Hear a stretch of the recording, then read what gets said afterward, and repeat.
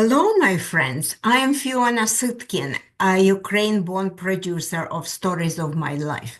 Coming to the US from Ukraine as a Fulbright scholar to Kent State University, Ohio, I now share my personal learnings from outstanding women who, like myself, at some point of their lives went on a Fulbright educational exchange program to America and caught this specifically American bug of freedom to develop their own ideas and thus live their dreams. They stayed in America and technically became immigrants, as I did. Today, I will share how I interviewed just one alumna Fulbrighter, what I've learned from her, and your takeaways, whatever they could be.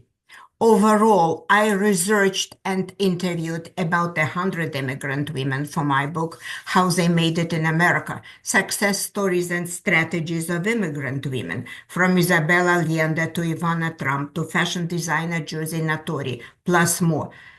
You can read 18 stories, including two Fulbrighters. However, 16 were not included because of my editor's scissors and cuts. I still feel the pricks of conscience for that. But today, it's time for all of us to be aware of more women whose input into collective American well-being has not been documented enough. See for yourself. Not to forget, Fulbright program is among the most prestigious exchange programs in the world, operating in 155 countries. 43 Fulbright alumni have won Nobel Prizes, 78 Pulitzer Prizes, and 18 served as heads of states. You may ask what my own experience with Fulbright is. Okay, when a former Fulbright scholar, I know firsthand about a rigorous selection process and long-lasting results, and would like to point out that Fulbright impact is not restricted to scientific or educational benefit. It also informs participants about the nuts and bolts of American democracy and sky's the limit opportunities.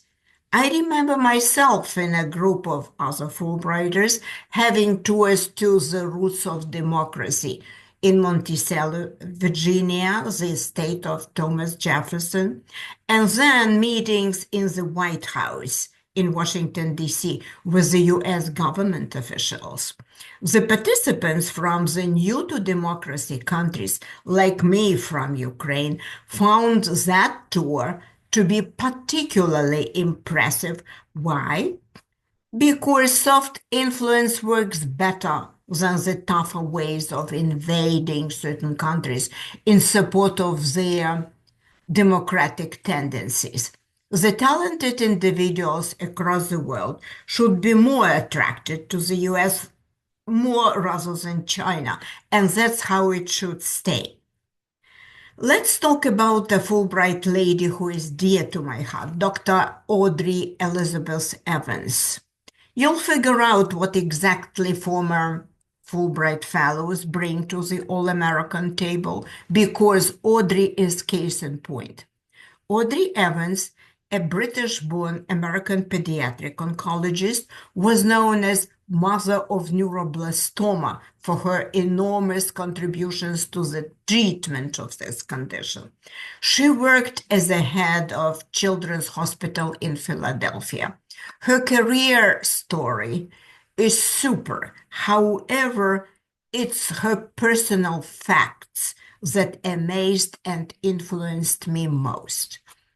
When coming to Boston for the first time in 1953 as a Fulbright Fellow, Audrey, a medical doctor, caught the American bug of treating children in hospitals.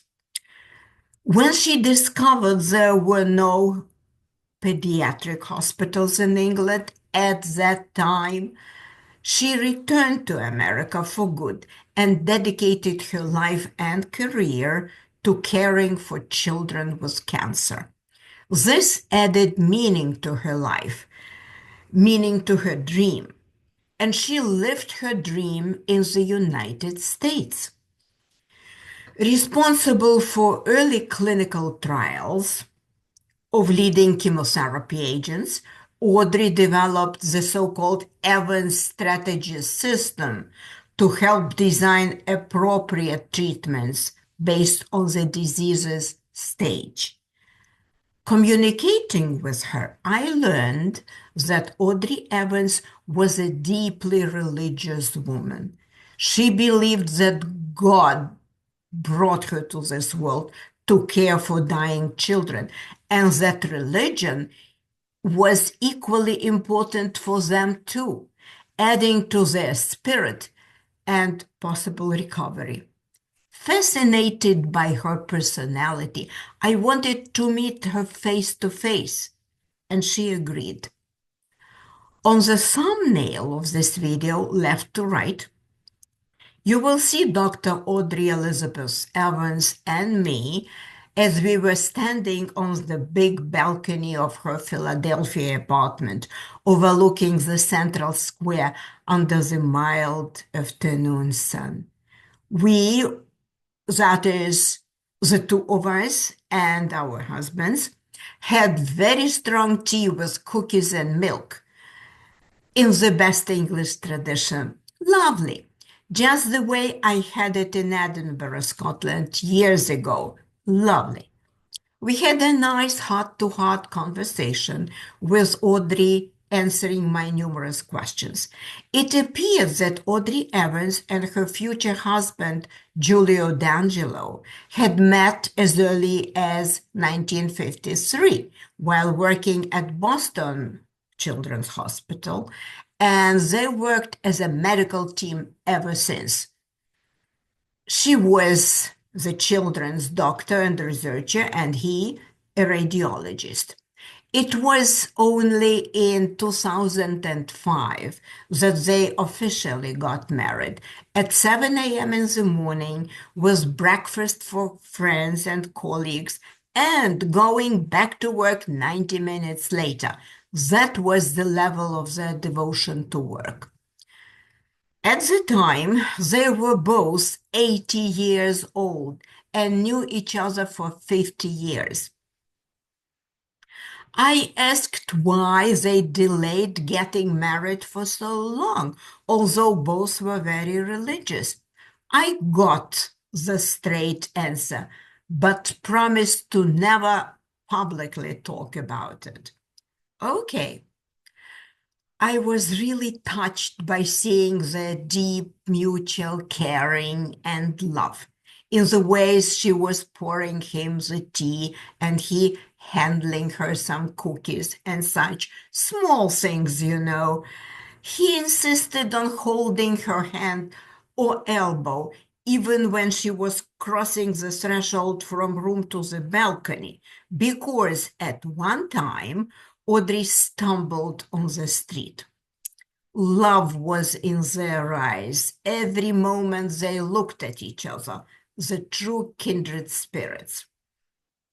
I knew it wasn't easy being a single woman in the mid-20th century, so I asked Audrey what she had been doing during her vacations.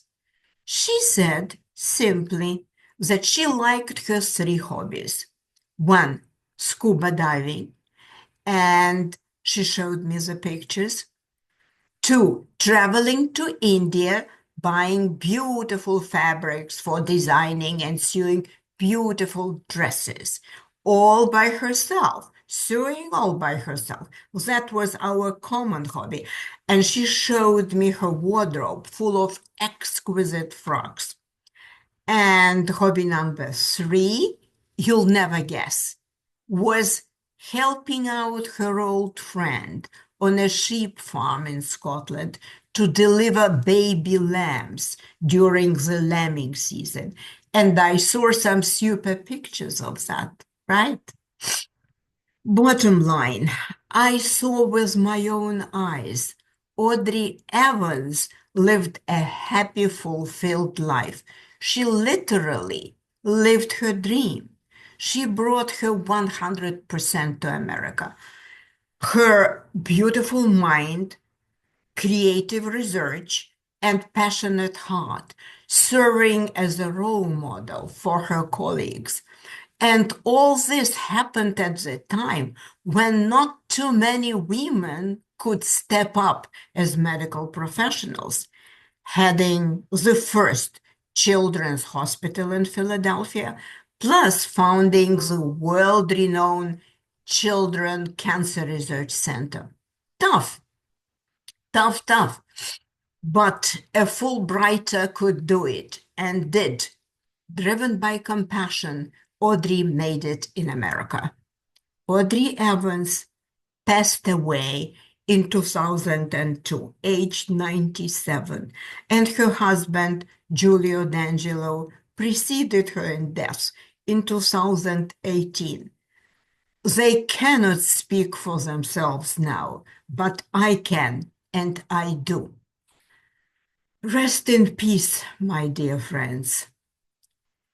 The case of Audrey Evans shows that the incoming Fulbrighters bring a lot to our national table. They are truly American meritocracy. The learnings Audrey highlighted to me are: one, true love is deeply spiritual and as such everlasting. Two, religious beliefs of other people need to be deeply respected. Let's accept good people as they are, differences notwithstanding. And three, it is critical for us to identify our calling or passion and follow it even to another country. Then we will live our dream. Audrey Evans did, and so can we. Let's go. Thank you for listening, my friends. Please subscribe to our channel. We are close to having 16,000 subscribers, and we need to add you to reach the round figure. Thank you for subscribing. I salute you. Bye for now, and stay well. Bye-bye.